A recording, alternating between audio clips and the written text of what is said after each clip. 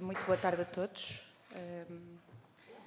Portanto, hoje, no nosso grupo de trabalho das audiências, vamos receber a Sociedade Portuguesa de Medicina Física de Reabilitação, com a presença do Dr. Renato Nunes, Presidente da Direção, Dr. Alexandre Barbosa, membro também da Direção, e o Dr. Hugo Telinhos, do Departamento Jurídico.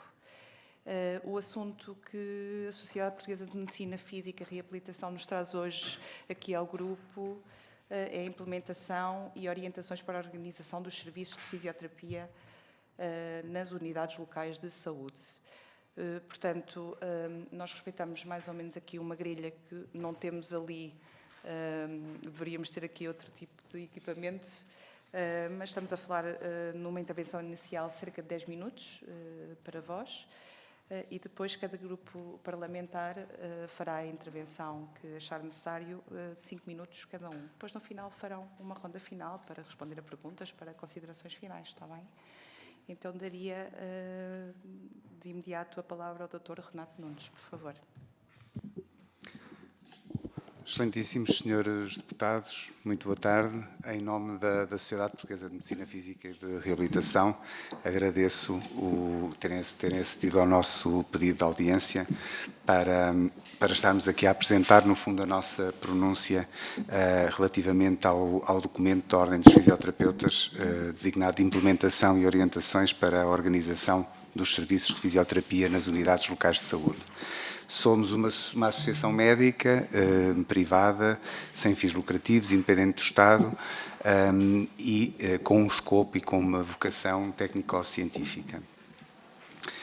Nessa medida, e olhando para a proposta que nos chegou em fevereiro deste ano, nós criámos um documento de pronúncia institucional que enviámos aos senhores deputados, e que, no fundo, se resume a várias questões que começam logo pela ideia de que este documento promove a desarticulação dos cuidados de saúde, o que está em divergência com todos os princípios estruturais da organização e visão integrada da reabilitação. Violando assim as recomendações da Organização Mundial da Saúde, expressas em vários documentos, mas que, muito recentemente, em 2 de fevereiro, numa recomendação emitida pelo Conselho Executivo, vem de facto alertar para a questão de se reforçar a organização dos serviços de saúde no modelo em que a reabilitação, entendida como área da saúde, está implementada em todo o mundo. Além disto, no mesmo documento, há um link para um outro documento, na sua página 14, que se refere aos atos próprios a realizar pelos fisioterapeutas e que, na nossa opinião, extravasa o núcleo de competências do fisioterapeuta, que é uma profissão técnica, conforme o que está descrito no Decreto-Lei 110 de 2017, e extravasa porque pretende atribuir ao fisioterapeuta atos próprios de outras profissões técnicas e também atos próprios do médico. Ora, na nossa opinião, isto evidencia risco para a população e para a saúde pública ao sugerir que o fisioterapeuta, que é um profissional exclusivamente técnico, pode assumir-se como profissional de primeiro contacto, enquadrado numa consulta de fisioterapia, na qual pratica atos para os quais não está ou não tem competência nem conhecimento científico, entre os quais estão os atos médicos, salvaguardados pela definição de ato médico, como o diagnóstico, a prescrição terapêutica, o encaminhamento e orientação para outros profissionais de saúde e a decisão de alta.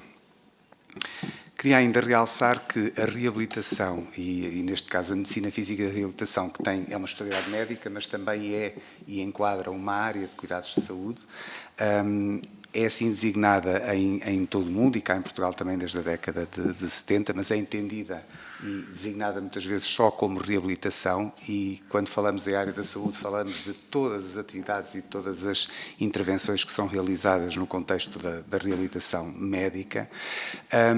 Tem aqui duas vertentes. A primeira vertente é o trabalho centrado no doente e realizado por equipas multiprofissionais ou multidisciplinares, e depois a sua abordagem, que é mais abrangente, mais holística e, segundo o modelo biopsicossocial, privilegia o tratamento daquilo que são as consequências da doença, quer no plano individual, mais dirigido para a funcionalidade, mas também no plano mais abrangente da participação das pessoas com deficiência na vida comunitária.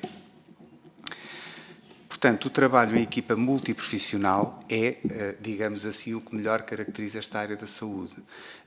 E também a articulação interdisciplinar, ou seja, a reabilitação é uma área em que, pela diversidade de patologias que pode tratar, tem que ter um contacto direto com todas as áreas da saúde e com todas as áreas da medicina, e deve estar presente em todas as tipologias de cuidados, desde os hospitais de agudos até à comunidade e aos cuidados de saúde primários, integrando aqui um verdadeiro contínuo de cuidados. Isto é, de resto, o que está expresso no World Report on Disability da Organização Mundial da Saúde, que não só estabelece perfeitamente e claramente este conceito, como também realça o papel central do médico fisiatra na coordenação das equipas de reabilitação. Depois há outra questão aqui, que é nós, apesar de os cuidados de reabilitação em Portugal precisarem de investimento e precisarem de organização e precisarem de facto de uma, digamos, de um reforço das equipas, das infraestruturas, da articulação entre os diversos cuidados, nós já temos uma rede de cuidados de reabilitação. Ela já existe, ela está organizada segundo aquilo que é o modelo determinado pela Organização Mundial da Saúde, em serviços hospitalares, centros especializados, a Rede Nacional de Cuidados Continuados Integrados e depois os serviços que são realizados também nos cuidados de saúde primários, as intervenções nos centros de saúde, a rede convencionada e também contando com o setor social e com o setor privado. E, portanto, já é aplicada em Portugal esta intervenção da reabilitação segundo o modelo multidisciplinar, em que se articulam vários profissionais da equipa de reabilitação, médico-fisiatra, técnicos de diferentes valências, fisioterapeuta, terapeuta da fala, terapeuta ocupacional, psicólogo, nutricionista e outros profissionais. E, portanto, quando no documento se pretende salvaguardar o contributo diferenciador e identitário da profissão do fisioterapeuta, eu diria que ele já está salvaguardado quando os fisioterapeutas estão no nosso modelo atual, integrados no trabalho em equipa multiprofissional, que é como devem estar. Não percebemos, portanto, quando a proposta pretende, no fundo, desagregar e desorganizar e desestruturar um modelo que é funcionante e que existe. E, portanto, a criação de serviços e unidades de fisioterapia parece-nos uma possibilidade que não vai de encontro àquilo que são as orientações internacionais e parece-nos não trazer nenhuma vantagem a não ser desorganizar os cuidados de saúde e destruir até a rede de reabilitação que já existe e é funcionante, baseando o seu modelo na usurpação de funções sem qualquer fundamento técnico-científico. E esta usurpação de funções de outros profissionais está muito clara na tabela que é apresentada de atos próprios do fisioterapeuta. Esta tabela é uma cópia quase integral da tabela de Medicina Física e Reabilitação anexa à Portaria 254 de 2018 e nesta tabela são acrescentados aos atos dos fisioterapeutas atos próprios de outros técnicos de reabilitação, como por exemplo a reeducação da deglutição, quem faz a terapia da fala, a reeducação cognitiva, quem trata são os neuropsicólogos e, claro, atos próprios dos médicos também, como a ecografia, os estudos eletrofisiológicos, a gestão das vias aéreas, a mesoterapia, entre outros. Outro aspecto que no documento nos parece precisar de alguma clarificação é que a Ordem dos Fisioterapeutas pretende garantir a adequabilidade do perfil de competências afetas a cada área de intervenção. Acho que isso está perfeitamente definido no trabalho em equipa multiprofissional e, portanto, temos que dar a ideia de que, na realidade, não precisamos dessa clarificação, porque as funções dos fisioterapeutas estão perfeitamente definidas enquanto elementos das equipas de reabilitação. É preciso dar a conhecer também os perfis funcionais dos vários profissionais de saúde. Em conclusão, É necessária uma estratégia nacional de organização dos cuidados de reabilitação, que deve contemplar, na nossa opinião, por um lado, a implementação de medidas de desenvolvimento da estrutura assistencial, a constituição de equipas multiprofissionais de reabilitação, com todas as valências, em todas as tipologias de cuidados, bem como garantir uma boa gestão da transição de cuidados, ou seja, a adequada continuidade de cuidados, que é essencial para a maioria das patologias agudas que chegam aos hospitais de agudos. Esta continuidade deve acompanhar todas as várias fases do processo de recuperação e deve ser orientada segundo aquilo que são as melhores práticas clínicas e recomendações científicas internacionais. O núcleo de competências funcionais do fisioterapeuta deve ser preservado, impedindo-se desta maneira a usurpação ilegítima de funções de outros profissionais de saúde, técnicos e médicos. A proposta da Ordem dos Fisioterapeutas, na nossa opinião, viola as melhores práticas e guidelines internacionais definidas para a reabilitação, colocando em risco a saúde pública e deve ser, portanto, rejeitada. Eu diria ainda que, de facto, nós precisamos e estamos disponíveis para, e temos esse compromisso de colaborar e trabalhar com a Assembleia da República e com os órgãos competentes da saúde para apresentar planos de organização dos serviços de reabilitação. Consideramos que há necessidade de investimento e há necessidade de criar, sobretudo, equipas adequadas em todos os hospitais, com infraestruturas adequadas, criar uma boa articulação entre os cuidados de saúde hospitalares, os centros especializados de reabilitação e os cuidados de saúde primários. E nos cuidados de saúde primários, sim, é de facto onde há mais dificuldade, sobretudo no acesso aos cuidados de reabilitação, quer aos cuidados de reabilitação atempados, ou seja, em tempo útil para que o processo de reabilitação se inicie, quer também aos cuidados mais diferenciados. Não esqueçamos que vão para a comunidade doentes com problemas simples, como uma fratura de um braço, mas também vão doentes com sequelas de AVC. São doentes que muitas vezes precisam de programas que não são muito complexos, mas outros doentes precisam, de facto, de programas muito complexos e que precisam de múltiplas valências e vão viver grande parte do seu tempo na comunidade, onde precisam de ter acesso aos melhores cuidados de reabilitação. E estes cuidados muitas vezes mantêm-se durante um longo período e muitas vezes até uma parte importante da vida. Eu diria, por último, que todas estas alterações devem ter sempre presente a ideia de que devemos garantir a todas as pessoas que precisam de cuidados de reabilitação um igual acesso aos mesmos, os cuidados mais adequados e, portanto, que todas as pessoas possam ter no fundo, acesso a este direito que está consagrado internacionalmente. Muito obrigado. Muito obrigada, Dr. Renato Nunes. Passaria agora a palavra aos grupos parlamentares presentes e passava a palavra à Sra. Deputada Isabel Fernandes, do PSD. Muito obrigada, Sra. Presidente. Muito obrigada aos nossos médicos, não é? Portanto, neste caso, de Medicina Física e Reabilitação, e obrigada por estarem, por hoje, nos trazer estas informações. Aquilo que, da parte do PSD, há uma efetiva preocupação relativamente à saúde, e acho que isso tem sido evidente naquilo que foi o nosso manifesto eleitoral, naquilo que tem sido naquilo que tem sido a proposta e as medidas do Governo, e inclusive hoje, como é evidente, com a apresentação no prazo proposto daquilo que é o plano de emergência para a saúde. Portanto, a saúde foi sempre e é aquilo, não é unicamente o único aspecto claramente que nos preocupa no país, mas é claramente um dos aspectos a quem este Governo e este partido deu prioridade.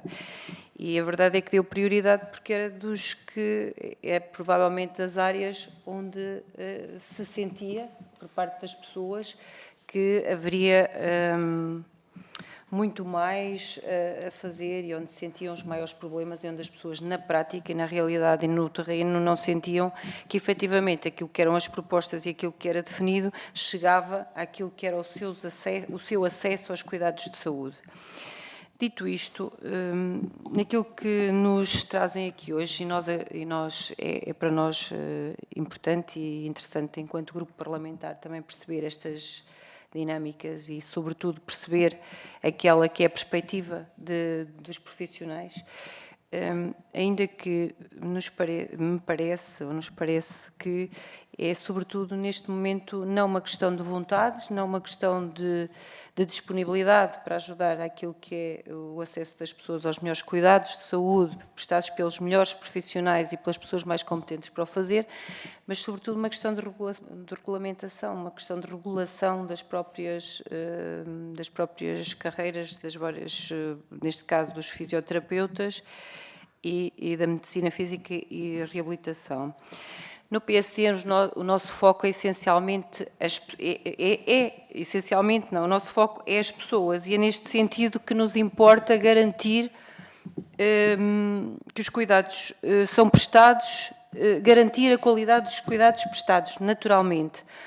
Mas também deparamos diariamente, ou deparamos neste momento com um problema que os senhores também reconhecem, e acabaram de reconhecer naquilo que foi aquilo que apresentou aqui, que há uma série de lacunas ainda naquilo, há uma série de lacunas no que diz respeito ao acesso das pessoas, do cidadão, aos cuidados de reabilitação e que começa no setor primário e começa a reabilitação, os cuidados de reabilitação começam em primeira fase na prevenção, não é? Começam no primeiro momento na prevenção. O que eu perguntava, talvez aqui para ajudar a esclarecer, é qual o caminho que os senhores apresentam para que se encontre o equilíbrio entre aquilo que são os atos de cada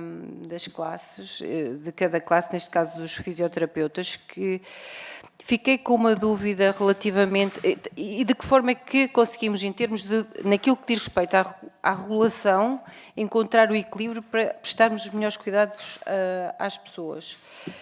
E fiquei com alguma dúvida, que não sei, pode ser relativamente àquilo que falou-nos da possibilidade de um diagnóstico, de primeira consulta. Eu não tenho... De facto, isto está em causa, ou seja, estamos a falar de uma continuidade dentro da rede, por exemplo, numa alta hospitalar, nos cuidados pós-operatórios e a continuidade dentro daquilo que é a equipa, isso encaixa muito dentro do sistema que ainda que é dentro da equipa, mas possivelmente haver uma passagem para os fisioterapeutas, num outro tipo de abordagem que possamos, de alguma maneira, melhorar aquilo que é o acesso do cidadão, ou estamos a falar daquilo que é o diagnóstico inicial, numa situação de doença aguda, podem ser coisas perfeitamente diferentes, e uma pode ser um avanço naquilo que é o acesso do cidadão, e nós sabemos que há uma série de relatórios, burocracias, uma série de coisas que... Outra coisa é a identificação, é o diagnóstico, é a abordagem da patologia, da situação que o doente possa aparecer. Eu fico aqui com muita dúvida em relação a isto, ainda que eu acho que está noutro... E pronto, e era essencialmente isso, e agradeço a vossa presença em nome do PSD. Muito obrigada. Muito obrigada, Sra. Deputada. Passaria agora a palavra ao Grupo Parlamentar do Partido Socialista, com a deputada Susana Correia. Por favor. Muito obrigada, Sra. Deputada Coordenadora. Permitam-me cumprimentar a Sociedade Portuguesa de Medicina Física e de Reabilitação, Dr. Renato Nunes, Dr. Alexandre Camões Barbosa, Dr. João Paulo Branco, Dr. Hugo Telinhos. Falta-nos aqui um elemento da delegação. Bem-vindos à Casa da Democracia. Sobre o assunto que apresentam, deixem-me dizer-vos que a Ordem dos Enfermeiros também já nos fez chegar uma tomada de posição relativa ao documento apresentado pela Ordem dos Fisioterapeutas. Portanto, compreendemos o que está aqui em causa e nós achamos que o caminho que tem vindo a ser traçado, designadamente na integração de cuidados através do modelo das ULS, embora tenhamos um curto espaço de tempo para avaliar, poderá ser um caminho importante para a integração de cuidados que os senhores apresentaram. A Organização Mundial de Saúde e as suas recomendações, as melhores práticas clínicas e testadas. E a rede de cuidados de reabilitação. A minha pergunta é, o modelo que nós temos implementado está bem ou está mal? Se está bem, mantermos aqui preventivos e atentos e não permitir que um pedido de alteração, como a que aqui é apresentada, seja implementado. Se está mal, o que é que acham e entendem da vossa parte que nós devemos mudar? Segundo, hoje é-nos apresentada uma estratégia nacional de cuidados de plano de emergência para a saúde. Uma das propostas que este plano de emergência nos fala é sobre a criação de centros de atendimento clínico. O acesso e a segurança que os senhores falam, em que nós conseguimos controlar no Serviço Nacional de Saúde, conseguimos controlar nestes centros, sejam eles privados ou sociais, que possam vir dar o apoio que o Serviço Nacional de Saúde não consegue responder. Mas a segurança que nós neste momento garantimos no Serviço Nacional de Saúde é a mesma que conseguimos garantir nestes centros clínicos que possam vir complementar aquilo que o Serviço Nacional de Saúde não está a complementar? Passo a exemplificar. Não conseguimos dar a resposta a pedidos de cuidado de reabilitação, seja em prevenção, seja em pós-operatório, onde tenhamos que intervir. Estes centros clínicos que possamos criar como complementaridade, temos forma de aferir e de garantir a segurança como temos no Serviço Nacional de Saúde? Outra questão. Para terminar, a nossa rede nacional de cuidados no Serviço Nacional de Saúde está bem? É uma pergunta. Deve ser melhorada. Qual é a sugestão? E se a Estratégia Nacional de Cuidados de Reabilitação não existindo, efetivamente, de vossa parte, o que nós esperamos é a apresentação desta estratégia ao Ministério da Saúde e nós podermos ter conhecimento dela e podermos acompanhar. Uma última questão. Na última legislatura, muito à pressa e muito pressionados pelas obrigações do PRR, tivemos aqui a alteração da Lei das Ordens. Esta questão dos atos próprios e dos atos reservados deixou aqui alguma lacuna que importa revisitar ou está assegurada a questão de medicina física, reabilitação, técnicos de fisioterapia, cada um no lugar que sempre ocuparam e não interferimos nas funções uns dos outros. Até porque esta questão das ordens foi um bocadinho polémica, com a situação de atos próprios, atos reservados, e também na questão da liberdade da profissão e do que é que está legalmente previsto ou não. Mas terminava aqui realçando, e a minha nota principal é a Estratégia Nacional de Cuidados de Reabilitação e a segurança e a rede de cuidados de reabilitação que nós temos no Serviço Nacional de Saúde é ou não é boa, deve ou não deve ser alterada. Muito obrigada. Muito obrigada, Sra. Deputada. Passaria agora a palavra à Sra. Deputada Sandra Ribeiro, do Grupo Parlamentar do Chega. Muito obrigada, Sra. Coordenadora. Cumprimento os representantes da Sociedade Portuguesa de Medicina Física e de Reabilitação. Muito bem-vindos e obrigado por estarem aqui. Ora bem, segundo aquilo que nós percebemos, a Sociedade Portuguesa de Medicina Física e de Reabilitação tem manifestado publicamente a sua oposição à proposta da Ordem dos Fisioterapeutas, destacando riscos para a saúde pública e a desarticulação dos cuidados de saúde. Dada a gravidade das alegações, porque não deixam de ser graves, e a importância de uma resposta institucional adequada, é crucial entender a posição das entidades governamentais sobre esta questão.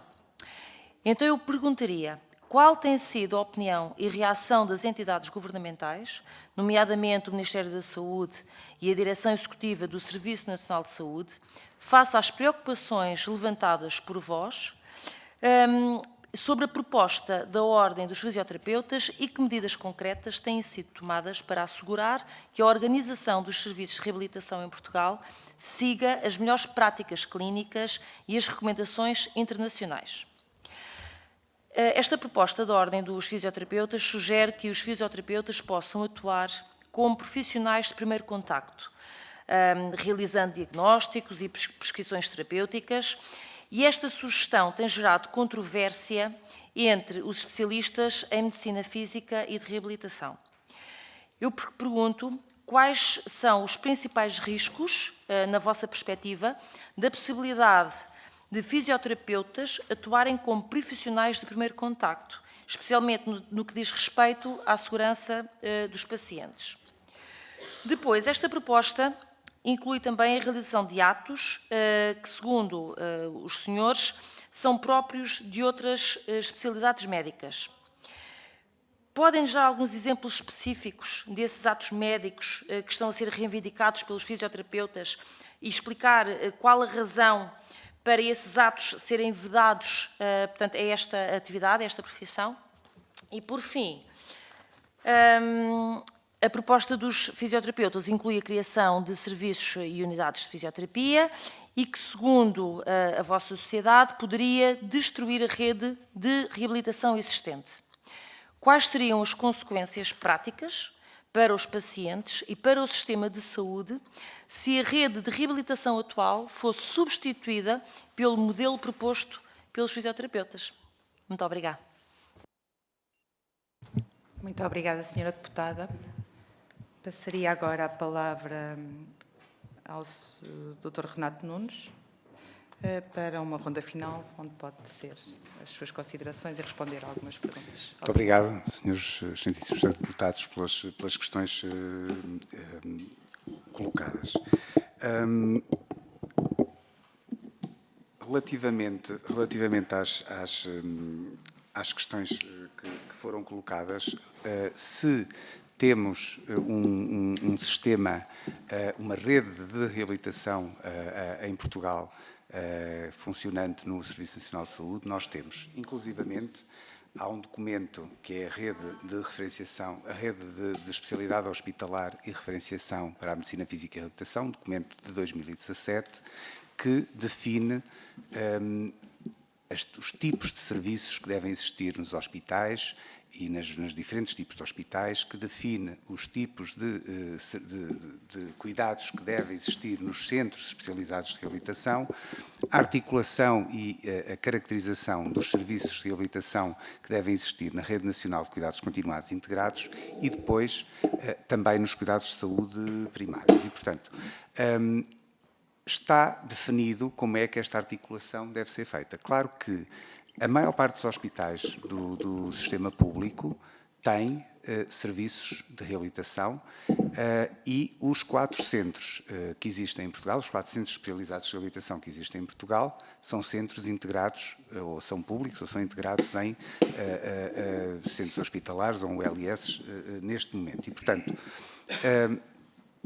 nos cuidados hospitalares existem, no Serviço Nacional de Saúde, estruturas, equipas e nós temos em funcionamento um sistema de reabilitação que funciona. O que é que nós achamos relativamente ao seu funcionamento? Ele tem algumas lacunas, nomeadamente na constituição das equipas, portanto, os serviços não são iguais em todos os hospitais. Isso também não está definido assim, mas de qualquer modo há de facto zonas do país mais carenciadas e, portanto, quer em termos de infraestruturas, quer em termos de equipas. A constituição das equipas é de facto fundamental porque há doentes complexos que precisam de todos os elementos das equipas de reabilitação, ou seja, nós não podemos tratar um doente com AVC sem ter médico fisiatra, fisioterapeuta, terapeuta ocupacional, terapeuta da fala, psicólogo, nutricionista, assistente social. Portanto, há uma equipa, há um trabalho de equipa que tem que se fazer e, portanto, as equipas terem todas as valências terapêuticas é uma primeira necessidade que nós temos que garantir e assegurar. Isso não está assegurado, efetivamente. Depois, o modelo de trabalho nos hospitais, que também tem alguns problemas, ou seja, a reabilitação deve estar desde o primeiro dia, nos doentes que são internados no hospital e que precisam de cuidados de reabilitação, deve estar desde o primeiro dia e, portanto, desde o primeiro dia que os doentes devem ter acesso ao trabalho destas equipas. Essa articulação precisa de ser melhorada. Em relação aos centros de reabilitação, eles foram desenhados para uma realidade que, entretanto, mudou. E eu creio que é preciso rever não só a sua dimensão, portanto, o número de camas que existem para internamento de fase subaguda para programas intensivos, são cerca de 300 em Portugal, é reduzido para as necessidades nacionais. Portanto, continuamos a ter doentes que precisam de internamentos mais especializados e mais intensivos e que não têm acesso. Portanto, e depois a articulação com os cuidados de saúde primários. Existem algumas experiências de intervenção nos centros de saúde e nos cuidados de saúde primários acaba por haver uma rede de setor convencionado que dá uma resposta que hoje também já é insuficiente para poder responder a todas as necessidades. Eu diria que precisávamos de ter uma estratégia, um plano nacional de reabilitação para garantir que a reabilitação de facto chega a todos, mas chega a todos da forma mais adequada. Reforçar em primeiro lugar, as equipas hospitalares, mas, obviamente, também, numa perspectiva de complementaridade, contar com as estruturas do setor social e as estruturas privadas para poder complementar e completar essa resposta. Isso já acontece na realidade atual. Já há alguns centros especializados que pertencem ao setor social, um deles também recebe doentes para internamento de fase subaguda e intensivo, e o setor convencionado é um setor essencialmente privado do setor social que é financiado pelo Estado. E, portanto, o Estado aqui poderia aceder a serviços que complementariam a estratégia de reabilitação e que, na realidade, continuaria sempre a ser regulada pelo Estado. Ou seja, os doentes teriam sempre acesso a partir do Serviço Nacional de Saúde. É fundamental melhorarmos os circuitos e, portanto, nós não podemos... A única maneira de promover os melhores cuidados de reabilitação é, de facto, as equipas serem integradas. A criação de novos serviços de diferentes valências, em vez de termos um serviço de medicina física e reabilitação onde estão todas as valências agregadas e em que, depois de uma avaliação médico-fisiatra que estabelece o plano e define o plano com os diferentes elementos, o trabalho pode ser organizado, integrado, abrangente, integral, todas as áreas podem trabalhar dentro da sua área de conhecimento, mas no mesmo sentido, com objetivos definidos pela equipa. É um trabalho que pode ser, e é já demonstradamente mais eficaz, do que um trabalho em que cada valência trabalha de forma desagregada e não integrada. E, portanto, criar serviços de fisioterapia vai ter a seguir e obrigar à criação de serviços de terapia ocupacional, de serviços de terapia da fala, de serviços de nutrição, de serviços de neuropsicologia e, portanto, nós, em vez de termos uma equipa que funciona e que é rápida e eficaz na avaliação dos doentes e que define um plano, nós vamos ter vários planos e vamos ter vários profissionais a trabalhar de forma desintegrada e desagregada e, sobretudo, não coordenada. Um dos aspectos que hoje é mais defendido em todas as guidelines das grandes patologias, mas sobretudo nas guidelines da AVC, são as três principais características para um programa de reabilitação com sucesso: é a sua precocidade, é a sua intensidade e é o trabalho ser organizado, integrado e coordenado. E a única pessoa que pode coordenar o programa é o médico fisiatra. A especialidade de Medicina Física e Reabilitação tem 5 anos, depois de um curso de Medicina, e, portanto, o médico, neste aspecto, nunca vai poder ser substituído por um técnico que tem 3 anos de formação. Portanto, os técnicos sabem e têm conhecimento da sua área específica, que deve ser integrada na área de conhecimento dos outros técnicos num programa integral. Isto para responder à outra questão que foi colocada, em que é que criar serviços de fisioterapia viola este princípio da organização da reabilitação. Os fisioterapeutas não fazem diagnóstico. Portanto, os doentes não chegam à fisioterapia sem um diagnóstico. Portanto, tem que ter um diagnóstico. O diagnóstico é um ato exclusivo do médico. O médico é que faz o diagnóstico da doença. E, portanto, os doentes têm uma doença, o diagnóstico é feito pelo médico e o terapeuta é um técnico diferenciado em movimento que vai fazer um conjunto de intervenções terapêuticas que estão definidas pela equipa, pelo médico, que são coordenadas e que são orientadas para déficits específicos. Portanto, começamos logo aqui com a questão. Se nós tivermos serviços de fisioterapia, os fisioterapeutas não vão poder fazer diagnóstico. Portanto, o risco para a saúde dos doentes é enorme. Um doente vai procurar o fisioterapeuta como profissional de primeiro contacto, não tem diagnóstico, vai apenas fazer técnicas de terapêutica. Ou seja, estes profissionais não têm formação em diagnóstico, não têm formação em clínica médica, não têm competência para fazer um diagnóstico, não podem aceder a meios complementares de diagnóstico, não podem interpretar clinicamente aquilo que o doente tem e, portanto, vão aplicar terapêuticas sem o mínimo conhecimento do diagnóstico. E, portanto, nós não podemos aceitar esta realidade, ou seja, nem no sistema português, nem em sistema nenhum do mundo. Ou seja, o diagnóstico é uma competência do médico e o trabalho técnico está sempre ajudando o trabalho médico, não pode ser de outra maneira.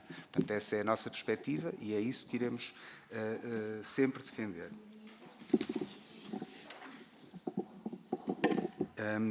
E, portanto, eu diria que, em relação ainda a esta questão, os doentes correm muitos riscos, sim. Portanto, nós não podemos ter doentes sem diagnóstico a ser tratados por fisioterapeutas. Há muitos exemplos para dar em relação a isto. Veja, por exemplo, um doente com uma dor lombar, uma lombalgia, uma dor nas costas, e que procura diretamente o fisioterapeuta. Este doente pode ter, entre muitas outras coisas, um tumor no rim, pode ter um tumor, uma infecção na coluna, pode ter uma leucemia, um linfoma. Portanto, ou seja, nós não podemos achar que um profissional não habilitado pode fazer diagnóstico e pode orientar um doente, orientar a terapêutica e terminar o tratamento. Isto faz perder completamente aquilo que é o que está definido internacionalmente e tem prejuízo para os doentes na perspectiva em que atrasa os diagnósticos e pode ter consequências, já que todos conhecemos exemplos que podem ter consequências até para a vida do doente. Portanto, é essa a questão. Havia aqui uma questão técnica que o Dr. Hugo iria responder. Muito brevemente, excelentíssimas senhoras deputadas, Sr. Deputado, muito brevemente, o Dr. Renato Nunes já falou, já foi muito esclarecedor, e eu gostava só de responder à questão da regulação e das ordens profissionais, porque me parece de especial pertinência, tendo em conta um problema que nós já temos ao longo de algumas décadas e que se tem vindo a arrastar, e que me parece que a criação das ordens profissionais, o seu alargamento para determinados técnicos e a sua autorregulação criou-nos aqui um problema que nos está a causar um embaraço futuro e que nos pode trazer problemas muito maiores, alguns deles até já positivados, e eu também vou ser breve, mas também gostava de falar aqui de um ponto que tem a ver com o núcleo de competências de funções. Ou seja, o que me parece que será importante definir será a definição de competências profissionais não poderá estar alavancada nas próprias ordens, ou seja, parece-me que, por princípio, a nossa falha, que já vem de algum tempo, é a omissão da definição daquilo que é o ato médico. O que é o ato próprio do médico? E nós vemos agora, até nestas propostas, que nós temos certamente aqui um conjunto de tarefas, o diagnóstico diferencial, a definição da prescrição e a intervenção terapêutica, como são atos que todos nós percebemos que só podem ser feitos por médico, para salvaguarda de todos nós. E temos até nestas propostas uma tentativa de uma forma, por vezes velada, outras vezes não tão velada, de tentar usurpar aqui um conjunto de funções que constituem algum perigo. Ou seja, eu diria que a jusante, o que me parece que é essencial é a definição do ato médico, que foi uma definição que nunca foi feita, nunca teve legislada e nunca foi legitimada. E, por outro lado, parece-me também que o núcleo de competências dos técnicos também tem que ser definidas, e não podem ser definidas pelas próprias ordens profissionais, porque sabemos à partida que cada uma das ordens profissionais vai tentar sobrepor-se a outras, e é o interesse público e o bem comum que aqui fica em causa, porque não é o interesse corporativista de uma ordem, que que se percebe que é legítimo que lute pelas melhores práticas, mas o interesse da definição das suas tarefas parece que tem que ser feita de uma forma estadual, ou seja, de uma forma supra as próprias ordens. Aproveitando isto, parecendo-nos a nós que este é o principal problema, que será uma definição que deverá ser feita à partida, eu gostava também de pegar na portaria que foi publicada, a portaria 88 de 2024, de 11 de março, que vem criar, já abrindo aqui uma margem para um pequeno problema, as unidades de fisioterapia, as unidades de terapia da fala e as unidades de terapia ocupacional. Qual é o problema desta portaria 84 de 2024, de 11 de março? Ela cria, de uma forma que ainda por cima extrapola o decreto-lei que a legitima, que é o decreto-lei 127 de 2014, permite o licenciamento e a definição das tipologias de unidades de medicina física e reabilitação, pura e simplesmente. E, a reboque deste decreto-lei, extravasa-se o núcleo de competências, ou seja, temos um problema, a meu ver, até de inconstitucionalidade e de violação da competência objetiva e subjetiva do órgão, que faz uma legalização destas unidades de fisioterapia, terapia da fala e terapia ocupacional, quase que lhes permitindo funcionar em autonomia. Isto é já um problema que vai colar com o primeiro problema que foi aqui referido por mim, que é o problema da definição dos atos próprios de cada um, e, por outro lado, a criação ou a legitimação de umas unidades, que nós já sabíamos que existiam, os gabinetes de fisioterapia, que sempre funcionaram à margem da lei, a verdade é esta, é que é verdadeiramente à margem da lei, e parece que, de repente, que vieram ser regulados, mas, ao mesmo tempo, regulados por um decreto-lei que não legitimaria a sua regulação. É a nossa intenção deixar isto ao conhecimento da Provedoria da Justiça, como é evidente, mas, de qualquer das formas, parece também queria aproveitar este momento para também trazer este assunto, porque se está na ordem do dia, acho que também é um problema que pode ser tratado. Muito obrigado. Dr. Alexandre, queria também responder a uma das questões. Pediria alguma brevidade? Sim. Penso que não há problema para os nossos senhores deputados. Acho que é importante. De atos que poderão configurar atos médicos e que estão a ser, de alguma forma, tentados trazer para a esfera da fisioterapia.